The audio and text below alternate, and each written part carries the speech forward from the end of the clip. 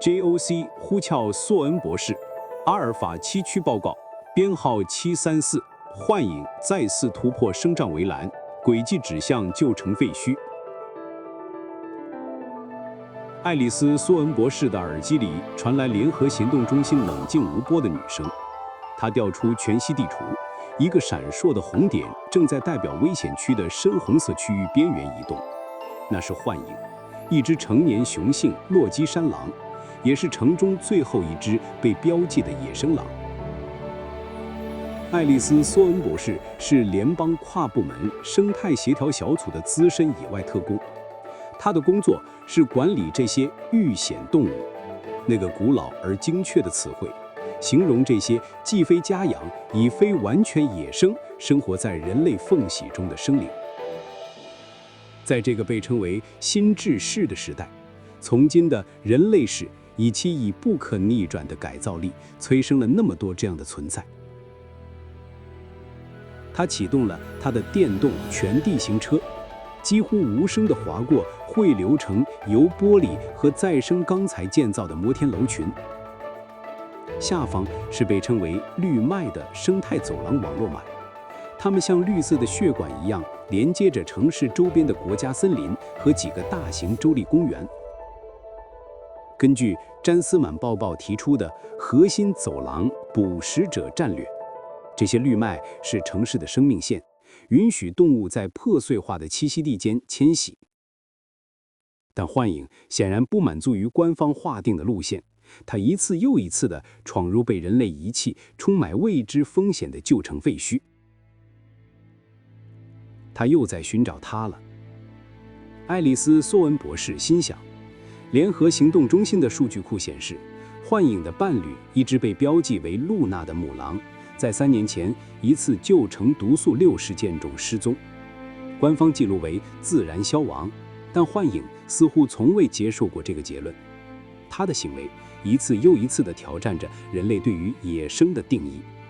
他不是在漫无目的的游荡，他是在执着地搜寻，带着一种连人类都能理解的几乎悲壮的意图。这膨会了美杰尔和波文克尔克的观点：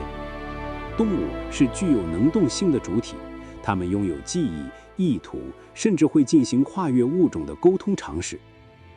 幻影的行为不是简单的本能，而是基于情感和记忆的自我意志撼动。爱丽丝·索恩博士的电动全地形车在旧城边缘停下。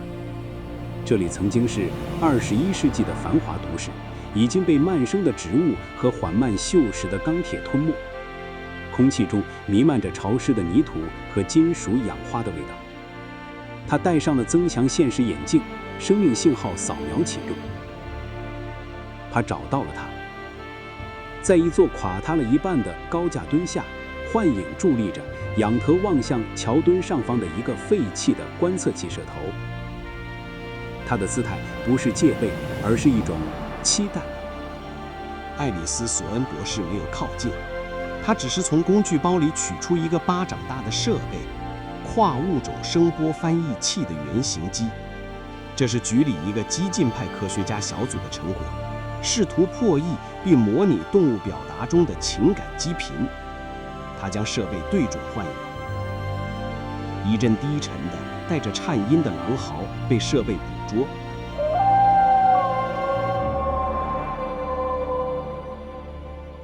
经过算法处理，转换成人类语言可以理解的音节，微弱地从扬声器里传出：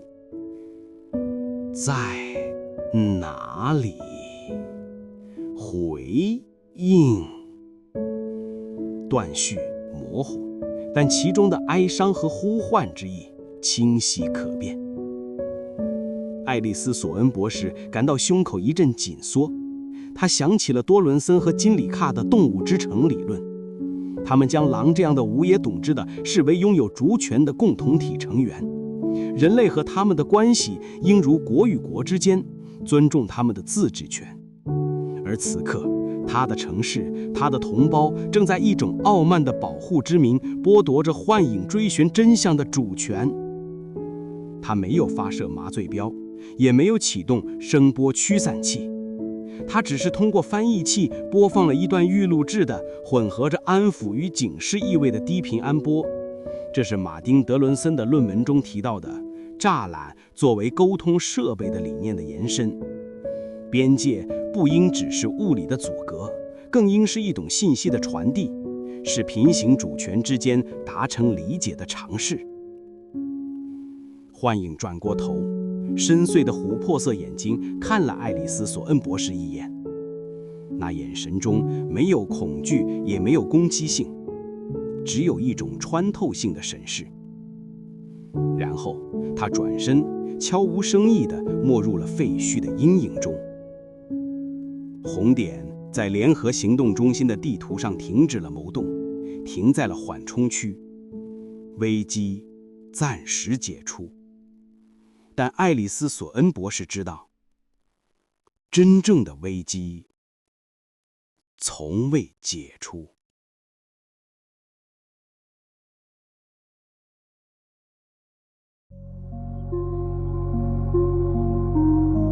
回到位于城市中层的公寓，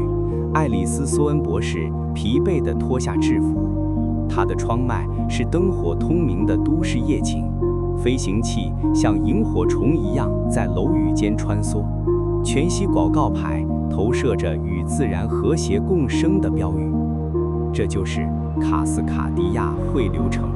人类在经历生态崩溃的剧痛后试图建造的与地球万物平衡共存的乌托邦。然而，乌托邦也有其暗面。他的个人通端闪烁起来，是妹妹丽娜·苏恩发来的视频请求。接通后，画面里出现一个泪眼婆娑的小女孩和她怀里一只瑟瑟发抖的北美短尾猫。姐，斑斑，她又被楼下那群流浪猫欺负了，她的耳朵被抓破了。丽娜·苏恩带着哭腔说。斑斑是丽娜·苏恩在城市猫咪关怀计划中领养的一只典型的遇见动物，曾经是家猫，后曾成流浪猫，现在又被重新社会化进入人类家庭。根据彼得·马拉和克里斯·桑特拉在《猫之战》中的研究，城市中的猫，尤其是流浪猫，是超级捕食者，对本地鸟类和小型哺乳动物造成毁灭性打击。但在丽娜·苏恩以及千千万万像她一样的市民中，斑斑不是生态灾难的元凶，它是家人，是情感寄托。这就是核心冲突：动物保护主义者与自然保护主义者之间的个体主义与整体主义之争。前者关注个体动物的福利与权利，后者则着眼于物种保护和生物不种性的维持的想法。官方对流浪猫的政策是多伦森和经里卡的人权制理论，它们不被视为拥有完整公民权的家养动物，也不是拥有绝对主权的外野动物，而是被允许住在人类社区中，但需接受绝育、登记，并原则上被鼓励室内饲养的居民。可理论是苍白的，现实中，像斑斑这样的难以完全适应室内生活的猫，与更具有地盘意识的流浪猫群体之间冲突不断，而丽娜·苏恩这样的主人则陷入两难：保护自己的宠物，还是保护被宠物及其同类捕食的更加脆弱的野生动物？爱丽丝·苏恩博士安抚了妹妹，答应周末带斑斑去更新她的行为矫正芯片。挂断电话，她感到一种深深的无力感。他能以高超的技巧追踪一只狼，却无法解决一只猫带来的社区生态和情感纠纷。这就是卡斯卡迪亚汇流城的日常，每一个关于动物的决定都牵扯着复杂的伦理网络。技术提供了工具，比如绝育芯片、行为矫正器、栖息地模拟器，但技术无法提供完美的答案。正如克凡德维尔对培养肉的讨论所暗示的，技术本身无法解决根本的价值冲突，它只是将矛盾转移或者改变了形态。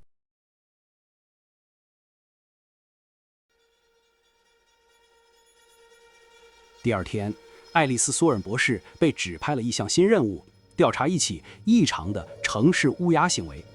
在地梯区的中央公园，一个庞大的乌鸦群开始有组织地袭击市政清洁机器人。它们并非无差别攻击，而是精准地啄咬机器人用于分拣可回收物的光学传感器，导致该区的垃圾分类系统几近瘫痪。联合行动中心的初步判断是，乌鸦将闪烁的传感器误认为是有敌意的生物或食物，典型的滋扰行为，建议升级传感器防护罩并辅以温和的声波驱离。但爱丽丝·索恩博士觉得不对劲，他调取了攻击发生前的监控录像，画面显示乌鸦群并非一拥而上，它们有哨兵，有分工，几只乌鸦负责吸引机器人注意，另外几只则趁机从机器人尚未闭合的垃圾舱里叼走某种特定的物品，一种用于包装高阶合成食品的闪亮的金属箔纸。为什么是这种箔纸？他联系了城市大学的动物行为学博士夏尔玛·罗西博士。夏尔玛博士正是动物文化研究的领域先驱，他在自己的实验室里向爱丽丝·苏恩博士展示了他的发现。看看这个，夏尔玛博士播放了一段视频，是公园里一只被标记为首领的老年乌鸦，他在用那种箔纸装饰自己巢穴的边缘，这不是随机的行为。我们认为这种箔纸反射特定波长的紫外线，在乌鸦的视觉里可能是一种地位或吸引配偶的象征。他们在利用人类的废弃物构建自己的文化符号，这完全颠覆了误认的假说。这不是滋扰，这是一场有谋划的、目标明确的资源采集活动。乌鸦展现了惊人的能动性，它们不仅识别了清洁机器人的运作模式，还制定了协同攻击策略，并为了一种超越直接生存需求、食物栖息的、属于社会文化层面的目的而行动。这印证了动物文化和认知能力的研究。大象传承迁徙路线，鸟类方言，黑猩猩的时尚文化并非人类独有，乌鸦们正在发展属于他们城市族群的文化。我应该怎么办？爱丽丝·苏尔博士问。如果他们是为了这种箔纸，那么升级防护罩只会引发更激烈的对抗。他们在学习如何对付我们。夏尔玛博士沉思片刻。或许我们可以尝试谈判。谈判？是的，多伦森和金利卡不是提出家用动物应被记为公民，拥有被代表的权利吗？虽然乌鸦是御贤动物，但它们的智慧和社会性让它们具备了某种准政治能动性。也许是时候开始尝试建立一种沟通机制的时候了。这个想法大胆的近乎疯狂，但幻影的呼唤声还在爱丽丝·索恩博士眼边回响。如果人类一直以高高在上的管理者自居，永远无法真正理解这些城市共居者。爱丽丝·索恩博士没有采取驱离措施，他设计了一个实验，在公园的边缘设置了一个专门的交换站，里面摆放了那些乌鸦觊觎的金属箔纸，但同时也摆放了市政希望收集的对乌鸦无用但可能对环境有害的小型电子废弃物。交换站入口装有简单的形状识别锁，只有将特定形状的电子废物投入，箔纸的舱门才会打开。起初乌鸦们只是警惕地观察，几天后，监控拍到一只年轻的乌鸦尝试将一枚废弃芯片投入槽口，成功了，箔纸掉落。很快，这种行为在乌鸦群中传播开来，清洁机器人被攻击的事件显著减少，而市政意外回收了一批原本难以收集的电子废弃物。这不是控制，也不是驯服，这是一种基于对方能力和需求认可的原始的契约，一种在人世是废墟上的由乌鸦和人类共同谱写的笨拙的又充满希望的共居协议。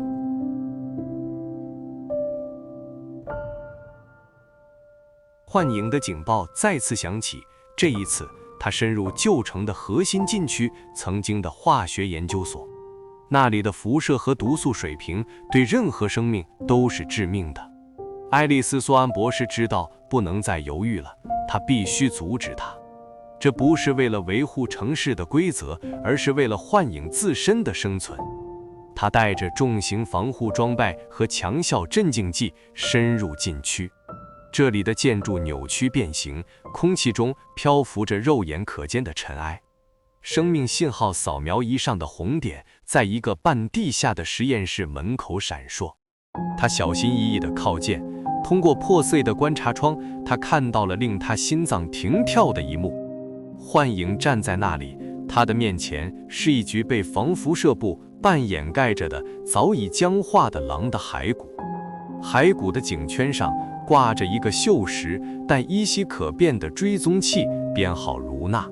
他找到了，用了3年，穿越了人类设下的重重障碍，凭借着某种超越人类理解的联系，他终于找到了失踪的伴侣。幻影没有嚎摇，没有骚动，他只是缓缓走上前，用鼻子轻轻触碰着那具白骨，喉咙里发出一种极其低沉的、几乎无法被仪器捕捉的呜咽。那声音通过爱丽丝·索安博士身上打开的翻译器变成了一片混噪音，但其中蕴含的悲痛却是如市值般击中了爱丽丝·索安博士。在这一刻，任何关于主权、能动性、预弦的学术讨论都消失了，剩下的只是一个生命对另一个生命的最原始、最深刻的哀悼。爱丽丝·索安博士没有打扰他，他静静地退后，建立了一个临时通信屏蔽区，阻止了联合行动中心的实时监控。他给了幻影时间。几个小时后，幻影从实验室里走了出来，他看起来疲惫不堪，眼神中的某种光芒似乎熄灭了，但他看到爱丽丝·索安博士时并没有表现出攻击性，他只是从他身边缓缓走过，向着缓冲区的方向。爱丽丝·索安博士跟着他，保持着距离，一直走到禁区的边缘。幻影停下来，回头看了他一眼，那眼神复杂难言，有悲伤，有释怀，或许还有一丝感谢。然后他转身，真正的离开了。爱丽丝·索安博士回到那间实验室，小心地收集了卢娜的遗骸和追踪器。他将追踪器的数据芯片插入阅读器，最后记录的定位正是这个实验室，时间3年前。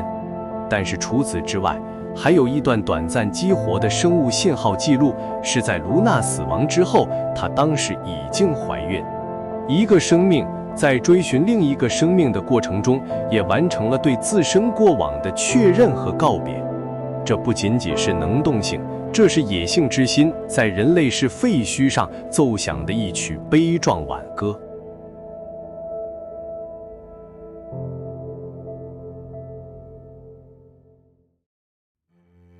幻影事件后，爱丽丝·索恩博士提交了一份长达10000字的报告。他没有回避自己的违规操作，而是详细阐述了幻影的行为所展现出的情感深度和认知能力，并以此为契机，强烈呼吁重新评估城市野生动物管理策略。他引用了夏尔玛博士的乌鸦研究、自己与幻影的遭遇，以及妹妹丽娜·苏恩与斑斑的困境作为案例。他指出，当前基于控制和分类的管理模式已经无法应对人类世中日益模糊的物种边界。他提议成立一个跨物种城市共居委员会，吸纳生态学家、伦理学家、动物行为学家以及适龄代表。委员会的任务不再是自上而下的管理动物，而是尝试听请和协商。对于像幻影这样的主权野生动物，应最大限度地减少干预，并通过生态走廊和缓冲区尊重其自治权。马特务士托卡尔斯基提到的环境哲学的慰藉或许有用，人类需要学会接受与野性共存的不适，并将其视为自然的一部分。对于乌鸦类高智能遇险动物，可以探索建立更制度化的资源交换或工作伙伴关系，如清理特定垃圾等，确保互惠有利而非单方面利用。对于流浪猫狗问题，则需要在个体福利与易生态整体之间寻找艰难的平衡。推广室内饲养、完善领养和绝育计划的同时，也通过公共教育培养市民对本地鸟类和小型哺乳类的纠缠共情。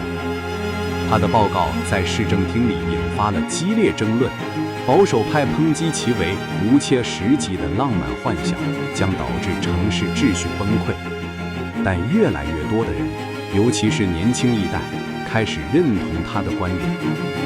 最终，一个规模缩水版的多物种共居咨询委员会得以成立。爱丽丝·苏恩博士是名之一。一天傍晚，爱丽丝·苏恩博士站在公寓的阳台上，俯瞰着这座城市。他看到绿脉中隐约闪过的狐狸身影，听到空中乌鸦群的啼鸣，想到妹妹怀里安然入睡的斑斑，也想到永远消失在旧城深处的幻影。卡斯卡迪亚汇流城依然充满矛盾，技术解决方案与根深蒂固的价值冲突并存，动物的能动性与人类的管理欲望持续较力。但有些东西已经改变了，人们开始意识到，这座城市并非独属于人类，它是无数生命在人类世的洪流中共同挣扎、适应、寻找出路的地方。这些动物，这些遇险者、主权者、公民和居民，他们不是人类历史的背景板，他们是共同塑造未来的能动者。